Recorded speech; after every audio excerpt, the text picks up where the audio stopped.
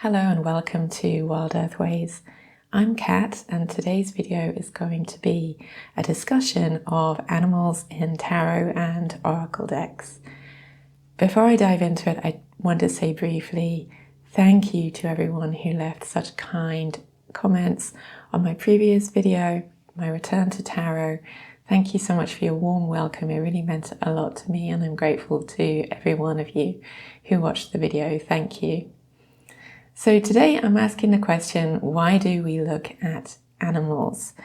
This title is actually a reference to a famous article by John Berger. He was an art critic.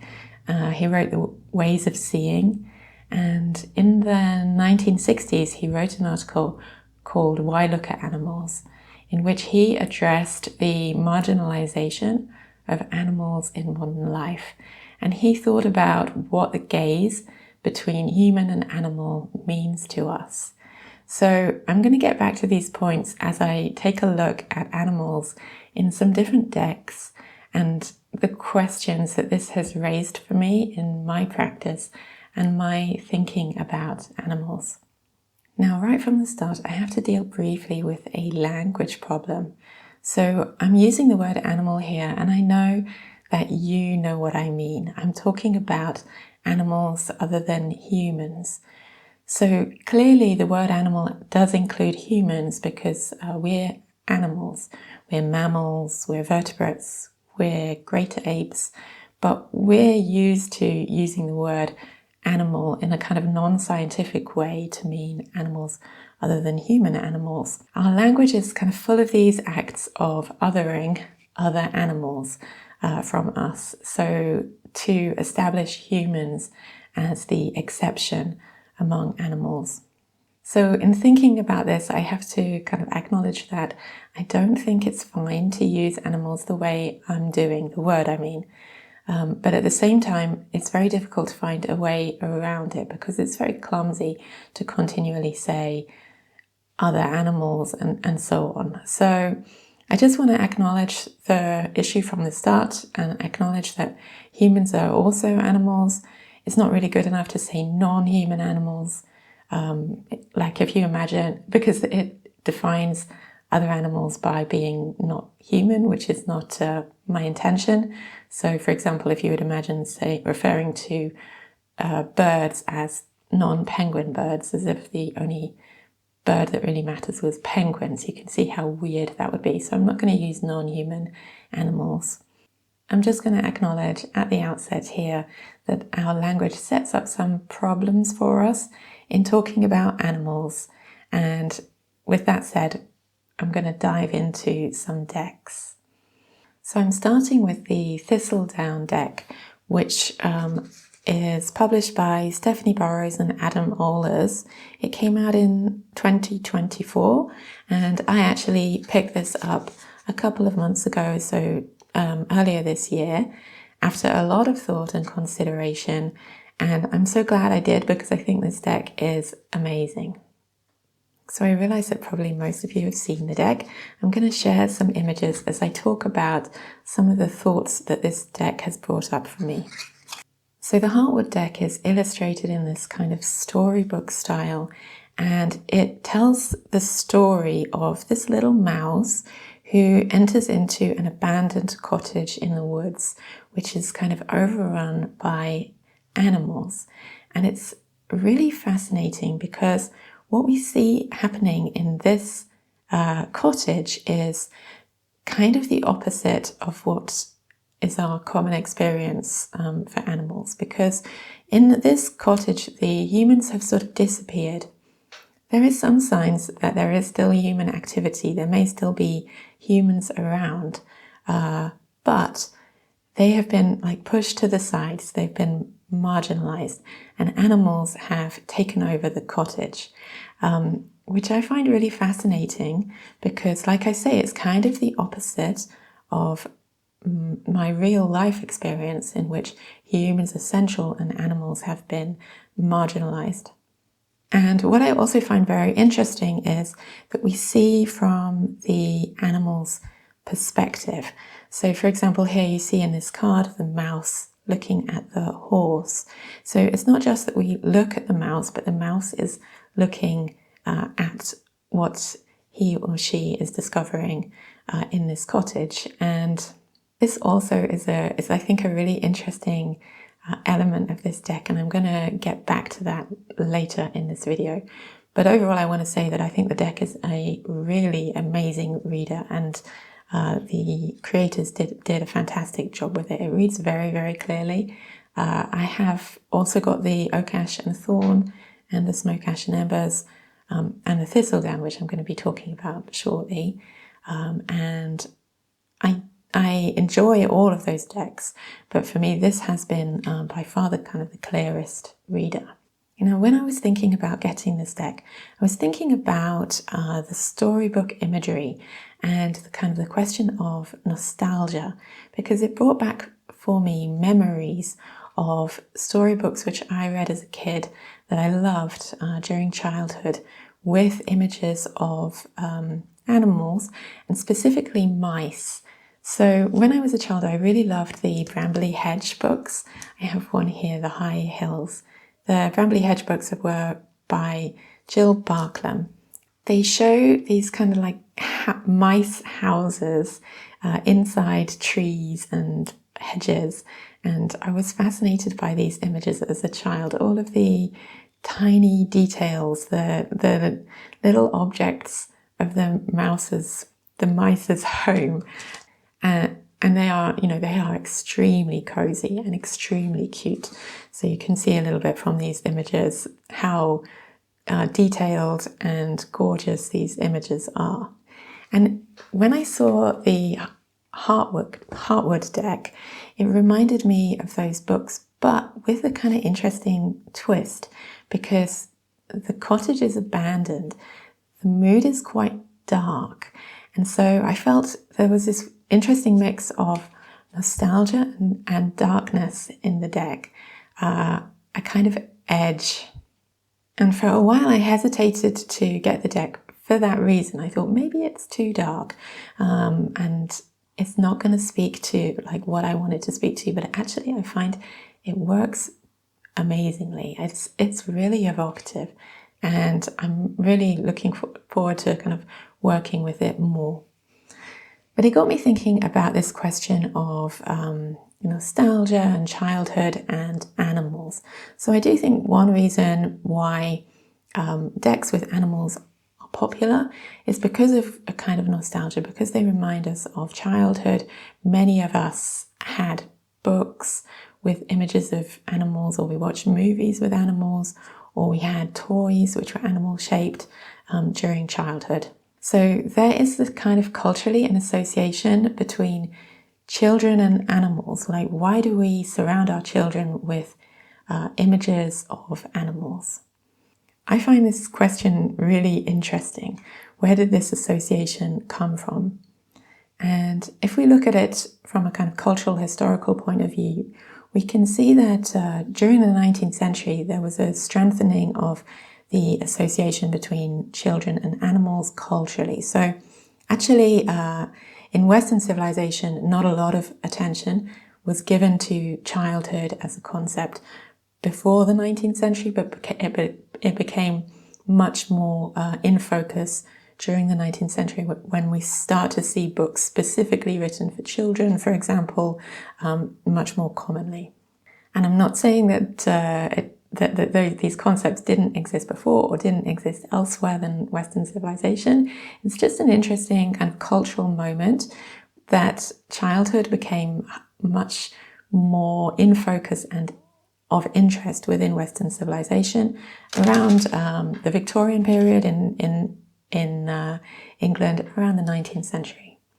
And we can see an association between childhood and innocence and animals and innocence. And I think that this is the key, that animals are associated with innocence and children also.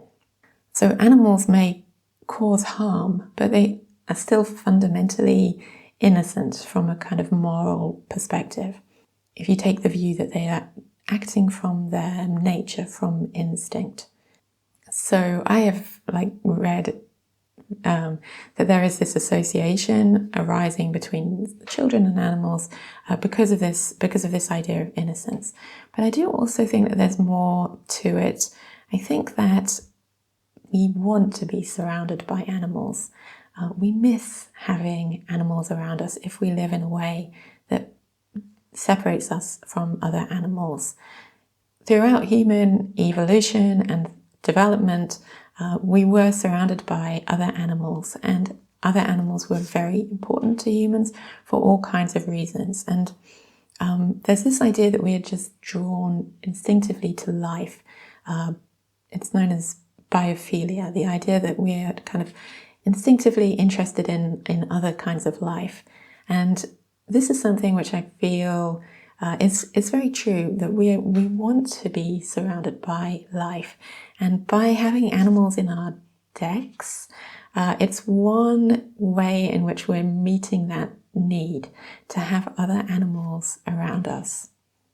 Just as during childhood, our parents may have instinctively bought us animal-shaped toys or animal-filled picture books. So it's my belief that we need other animals. We don't want to be alone. And that's one reason we're drawn to animals in decks. It's one reason I think I am personally drawn to animals in decks. Another reason which I have to mention is the question of representation. So by using animal images, it avoids using human figures. This is something which I came across discussed in relation to the Wild Unknown. So I'll pull out that deck for a moment now. So the Wild Unknown is a deck that does not contain any representations of humans. And not all of the cards have animals, but cards where you would expect to see human figures, they've been replaced by various animal figures, such as this raven on the Hierophant, this rat on the Four of Cups. And I think it's possible to say that it is easier to look at animals than humans sometimes, and for various reasons. So the key thing is that when we see images of human figures, they inevitably bring up various concepts about gender, about age, race, body shape. There are many kind of elements to how we respond to images of humans, which are kind of bypassed when looking at an image of an animal. So this snake is gendered, it's the daughter of wands, but this heron, for example, we don't know if it's a male heron or a female heron, and we may have associations with herons, but they're different from our associations that we have around other human figures, so around age, around race, around beauty. It may make the meanings of the cards more kind of accessible because you're going straight into the symbolism, the ideas of the card, rather than thinking about those complex human concepts that come up around representations of other human figures. So I want to think a bit more about this question of symbolism. So there's a famous quote by the anthropologist Claude Levi-Strauss, who said, "Animals are good to think with." And we can see that throughout human history, this has been the case. Animals appear in the earliest human art. They appear in all kinds of early human storytelling. Animals come to us as messengers and as symbols and as characters within our stories. So when we look at an image like this swan in the Mother of Cups, it's going to bring up all kinds of stories and ideas around swans. So we may, for example, think about swans as being monogamous birds, birds which are sometimes used as a symbol of like faithful love. We would also associate swans with beauty, especially through stories like the Ugly Duckling, for example, who grows into being a beautiful swan. Or we may associate swans with other kinds of love, tragic love stories such as Swan Lake. the idea of the swan song. There are many cultural ideas around the image of the swan. And I'm just thinking now of female swans, because there's also the wild swans, the story in which the 7 or 11 brothers are transformed into the shape of swans. Oh, here's a son of cups. So here we have a young male swan. So we may think about the ugly duckling, for example, or we may think about the wild swans. So I'm going to pull out another deck by Kim Krans to dive a little bit further into the idea of animals and symbolism. So this is the Wild Unknown Animal Spirit by Kim Krans. It's an oracle deck. This is, I think, the first oracle deck I ever got. And in this deck, she just represents the animal with its name. And for the interpretation, you have to turn to the guidebook, which is a really good guidebook, by the way. We also have elemental symbols connected with the animals, so water or earth. And I really like the art in this deck. But for now, I just want to think about thinking with animals, so animals and symbolism. So first of all, there's this concept of animals as messengers, which has been around like throughout human civilization, throughout human history, and it completely makes sense, because if you think about how humans evolved in the wild, animals would be messengers.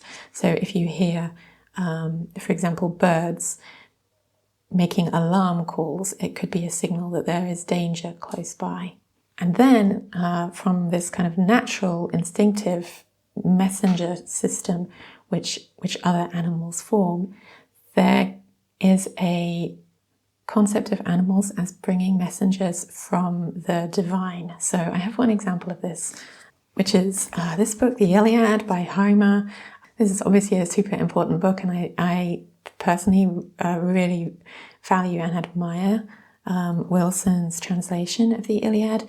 And in the Iliad, the characters often interpret animals as messengers from the gods. So I have one example of this here, where it reads, Pallas Athena sent a dark night heron to fly close by them on the right-hand side. They could not see it as the night was black, but they could hear its cry. Odysseus was glad to hear this bird and said, Athena, hear me, great child of aegis-bearing Zeus. You stand with me through every undertaking. Wherever I may go, you think of me. And so he immediately understood that the appearance of this heron was a message from Athena. And throughout the story, we see different of the Greek pantheon appearing in animal form, bringing messengers or kind of interfering with the military action in the story. In addition, the book is full of, or rather the poem is full of animal imagery. So something that's very special about the writing style of the Iliad is the use of metaphor. And I actually, when I was reading it, I boxed the extended metaphors, so I marked them throughout the book. Many of the metaphors are to animals. So for example, it's pretty common for the fighters who are attacking to be compared with animals also attacking, like this example here of Sarpedon lunging ahead just like a mountain lion who for a long time has not tasted meat. His valiant spirit orders him to enter the safe home of the sheep to look for them, and even if he finds the herdsmen there guarding their flocks of sheep with dogs and spears, still he refuses to be driven out without a struggle. So something which I find very striking about Homer's metaphors is that they are narrative metaphors. He doesn't just say he was like a lion. Often he has a whole kind of story, a whole scene surrounding that image. And clearly this kind of metaphorical thinking about animals is very common in our oracle decks and tarot decks in the representation of animals, because they are often used to exemplify certain characteristics. So whether that's ferocity or courage or strength or attention, different characteristics are associated with different animals. We can see this very clearly in this deck. This is my other animal No, it's one of my other animal oracle decks. This deck is called Terra. Now, in Terra, there are 100 animals in which the species is written and a key word. So the monarch butterfly represents change. The Komodo represents trust. The hedgehog represents curiosity, and so on. And this is part of a tradition of writing about animals as symbolic of different qualities that we may or may not want to emulate. So we can see also in fables, for example, like Aesop's fables, the use of animals to represent kind of ideas, concepts. So I think this makes a lot of sense because we can see that animals have different ways of thinking about the world, different ways of experiencing the world than humans do. And so they've evolved their own wisdom alongside human developing their kind of human wisdom about the world. So the tardigrade, for example, representing resiliency. So famously, the tardigrade can survive in very cold or very high temperatures or periods of dryness. And by looking at the tardigrade, we think about that animal wisdom that the tardigrade has, its way of thinking about life, its way of planning for life, which is all part of the evolutionary process and part of our ecology, the web of life on this planet. I do have a few questions in my mind about this. One is regarding the idea of sort of spiritual symbolism, where we have animals like in the spirit oracle, the animal spirit oracle. Traditionally in Western civilization and in the development of the tarot, there's a kind of dualism between body and spirit. Traditionally in Western thought, animals were viewed as below humans on the ladder of things, that they are ruled by just appetite and instinct. Descartes even thought of them as being just like machines. And we have this way of thinking about animals right up to the 20th century in Western science. So in the idea that animals are just kind of machines of instinct. So then alongside that, it's interesting to find this other idea of animals as being kind of part of the world of the spirit. And obviously this is partially coming from like different cultures meeting and talking to each other today. So something I actually quite like and appreciate about these kind of decks is the way they sort of break down that dualism of body and spirit and mind and show how all beings are moving through all of those realms. So the idea that there is like divine energy, life force moving through all of the beings, not just humans. And there really is no dualism, there's no separation of body and mind or body and spirit, but rather these in constant dialogue, just as the animals are continually thinking about and adjusting to their environments and to their relationships with each other and bringing their intelligences into the world in different ways. But something that has given me pause for thought a little bit is the use of like species or group names. So I'll try and explain what I mean by that. So first of all, I just want to say I don't mean this as any disrespect for animal decks, which I hope I'm going to make clear, I think fulfill really interesting roles in my practice and have a lot of value. But I just have to remember when I look at something like the Komodo or the giraffe, this tendency to view one animal as the representative of all of its species. So it's a kind of archetypal thinking that we often have with animals, and it may prevent us from seeing animals as individuals. So this is a garden snail, but if you meet a garden snail, it's also an individual, just the one garden snail experiencing its own experience of life. Just like this toad, for example, I can look at it and think about greed, as is written here. But if I meet a real toad, I hope my thinking would be more subtle than that, that it's like it's an individual with its own experience of life, its own suffering, its own joys. And I want to, in my thinking, avoid this kind of group thinking whereby I see one individual and just see that individual as representative or as represented by my concept of the whole group. I'm not sure that I've made this clear. I mean, it's obviously essential to understand species as species if we want to understand animals, but I want to at the same time have an awareness of the animal as an individual with an individual life experience. And I think this is important because a lot of harm is caused when we think in group terms and pay no attention to the individual.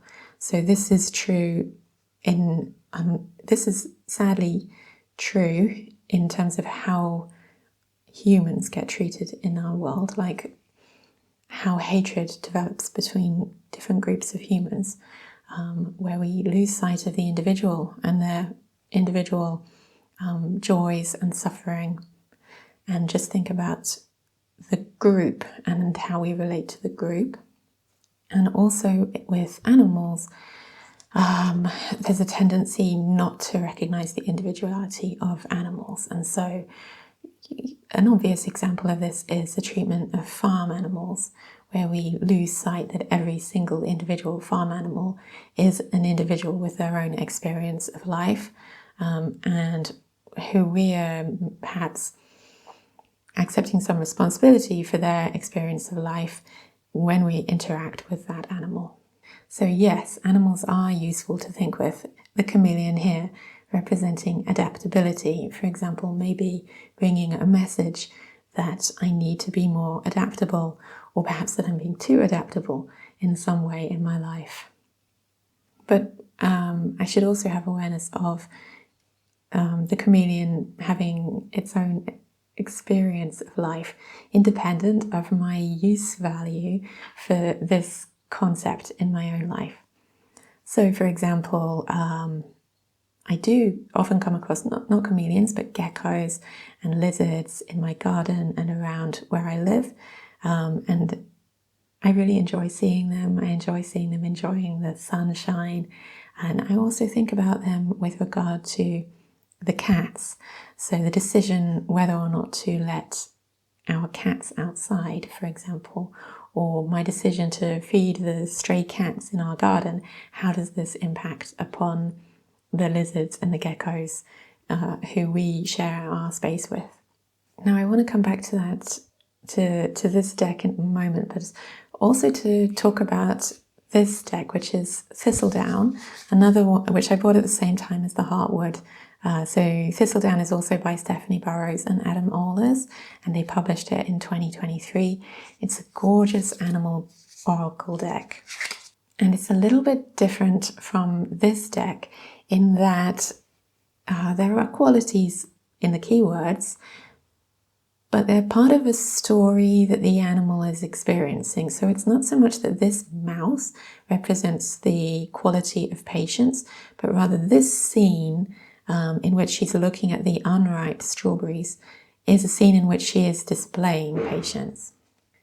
And what I really like about it is that the animals are like experiencing their lives in this deck. So the spider, it's not so much that the spider represents curiosity. He is having a moment in which he's curious about something. It's a bit of a blurry distinction to make, but that's how I read the deck, that the animals are experiencing their lives, and we're getting like a little window into those experiences of this little bird listening, a moment of serenity for this white swan, a moment of attention from this sparrow. They have their own ways of thinking about the world, aspects of the world that they notice. They are, part of their own stories, essentially. And that is something I really enjoy in this deck, the Thistle Down, which I've been using as the partner to the Heartwood in my reading. So what I usually do is draw one card from Thistle Down and then 3 cards from the Heartwood to form a complete reading, and they go together like a dream. They work beautifully together. And again, we see these animals looking at things. So they have a gaze which they're turning upon their own world. And it's something I've been thinking about as well, this question of gaze. And it's where I want to kind of return to the article by John Berger. So he talks about the gaze between humans and animals. So I'm going to go back to our chameleon, who appears to be looking at us. So Berger talks about there being like an abyss of understanding between the gaze of the animal and the human gaze. We look upon each other across a kind of impossible space where we can't enter into the other one's experience. There's no language that can bridge that gap to talk about what the other is experiencing. And Berger suggests that that human-animal gaze has been very important to us throughout human history, and that as animals have been increasingly marginalized from our lives, we have sought ways to replace it, to continue to experience it. So, for example, companion animals, the number of people who want to have a pet in their home, to have like an animal other alongside them. Now, I'm briefly mentioning this. I realize pet ownership is a way more complex topic, that I don't want to kind of suggest that this is the only way of thinking about it, but there does seem to be some kind of instinct to want to have other animals alongside us in our lives. And there's all kinds of interesting work and discussion out there about the relationship between humans and their companion animals. So another way in which we have, as a society, tried to overcome the kind of marginalization of animals is through zoos. So Berger talks about zoos as being a kind of symptom of this absence of animals from our lives. But he talks about them as a kind of failure, because it's a sort of spectacle that doesn't ever come close to the real thing. And this got me thinking about oracle decks, because we can see a deck like this is almost kind of like a zoo. Lots of animals displayed as a spectacle to my gaze. And I deliberately kept this box here with its eye because of wanting to think about this. Now, I prefer by far the idea of having a deck of cards to a zoo, because clearly no animals are suffering entrapment in this situation. Clearly we can look at animals with no harm done. And we do like to look at animals. Like I said before, think of all the nature documentaries, for example, or kind of webcams placed upon different animal habitats for people to see into them, to see into a part of wild nature, the animal experience. So essentially, when I'm looking at animals, I want to remember the animal itself. So when you have a symbol, or any kind of sign really, you have the thing that it refers to and the thing itself, the referent. And sometimes in oracle decks, animals are like the vehicle for a metaphor. So if this crow represents manifestation, but the crow itself is the referent. And this is kind of what I want to remember, the crow's reality. I see crows all the time. I see crows every day. And so I can notice those crows in the streets around me. I can hear them outside. I can remember that the crow has his or her own gaze and experience and way of experiencing the world. So there's a famous article by the by philosopher Nagel, which asks, what is it like to be a bat? I think I may have actually talked about this before in my video on shapeshifters. In the article, what is it like to be a bat? Nagel is asking, how can you understand the experience of another? And he really is explaining the impossibility of knowing another's experience. And he uses the bat as a kind of example of this, that we can't possibly know what it's like to be a bat. And I have to say, I found that article to be very disappointing. Like, he didn't really make any effort to try to understand what it might be like to be a bat. And I realized that, there's a limit to how much we can possibly know about that, but we can gather a lot of information about bats and do some imaginative work to imagine what their life might be like. Like here, when I see this gorgeous otter, I don't really know what it's like to be an otter, and I never will, but I can find out about otters. I can use my imagination to think about what is the experience of an otter. And I can use this card as an invitation to do that, to stretch my imagination into another realm, another way of experiencing the world. And I think that is something that is worth doing. So my goal then would be a kind of dialogic experience of the animals, or with the animals. In this video, I'm probably going to use a title saying like a deep dive, and I want to be clear that deep dive is something which is ongoing. I'm currently using this deck and the Thistle Down and the Heartwood decks, so I'm spending a lot of time with animal decks, and I want to kind of raise my awareness about my interactions with animals, so where those happen in my real life, in my daily life, and also in my imagination. And I think that that's worth doing because it's a kind of mental growth, and also I hope will help me to be more fully aware of my environment, of the earth around me.